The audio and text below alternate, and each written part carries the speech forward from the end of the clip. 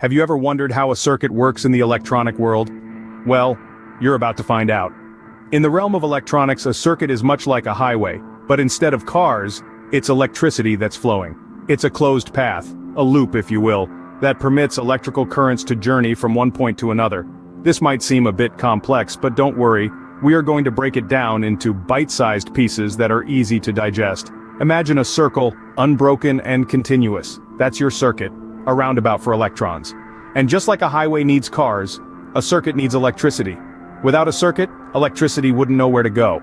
It's the guide, the map, the GPS for our electrical currents. It's the heart of all electronics, and understanding it is the first step to mastering electronics. So buckle up and prepare to delve into the fascinating world of circuits. To understand circuits, we need to first familiarize ourselves with their basic components. Let's start with the power supply. This is the heart of the circuit, the source of the electrical energy. In many simple circuits, this is often a battery. The power supply generates the electricity that will flow through the circuit. It's the driving force that sets the electrons in motion. Now, where do these electrons go? They need a destination, a purpose. That's where the load comes in. The load is the component that uses the electricity generated by the power supply. It's the reason we create circuits in the first place. In our simple circuit, the load might be a light bulb. The electrical energy from the power supply lights up the bulb, transforming the energy into light. However, the power supply and the load can't do much on their own. They need a way to connect to each other. That's where the conductive path comes in, the third essential component of a circuit. This is usually made of wires, providing a physical path for the electricity to travel from the power supply to the load. So, to recap, the power supply generates the electricity, the load uses the electricity, and the conductive path enables the electricity to flow from the power supply to the load. But let's not forget, for a circuit to work, it has to be a closed loop. This means the electricity must have a continuous path to flow from the power supply, through the load, and back to the power supply. If there's any break in this loop, no matter how small, the circuit becomes open, and the electricity can't flow. This is why when a light bulb burns out, the circuit opens and the light goes off. These components work together to make a circuit function, but how, you ask? Well, let's find out next. Now that we know the components, it's time to understand how they interact in a circuit.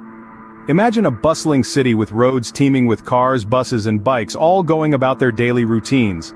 This is a great way to visualize a circuit. The city is the power supply. The roads are the conductive paths, and the vehicles are the electrons. The destinations are the loads, or the devices that use electricity like lamps, motors, or your computer. The traffic flows from the city, along the roads, to the destinations, and then back to the city. This forms a complete loop, much like a circuit. In a circuit, electricity or electrical energy originates from the power supply. This could be a battery, a generator, or even the city's power grid. The power supply pushes the electrical energy, or electrons, into the conductive path. The conductive path is typically a wire or a series of wires. These wires are like the roads in our city analogy. They carry the electric energy from the power supply to the load. The load is any device that uses electricity. It could be a light bulb, a toaster, a radio, or anything else that needs electricity to work. The load uses the electric energy to do something useful, like lighting up a room or making toast. Once the energy has been used, the electrons continue their journey back to the power supply, completing the loop. It's crucial to understand that for a circuit to work, this loop must be unbroken. If there's a break anywhere in the circuit, say a wire is cut or a switch is off, the flow of electricity stops. This is like a roadblock in our city analogy. The cars can't get past, and neither can the electricity. So that's the fundamental principle of how circuits work, but there's more to it. And just like our city with its complex network of roads and traffic rules, the world of circuits too has its complexities and nuances waiting to be explored. Circuits come in different types, each with its own unique properties. Today we're focusing on two main types, series and parallel circuits. Starting with series circuits, imagine a cozy single-lane road. There's only one way to get from point A to point B, right? Similarly, in a series circuit, there's only one path for electricity to flow. If any component in that path is removed or breaks, the entire circuit goes kaput, much like a roadblock on our single-lane road. Now let's shift gears to parallel circuits. Picture a bustling city with multiple roads leading to the same destination. That's your parallel circuit. There are multiple paths for electricity to flow. If one path fails, the electricity can simply take another route.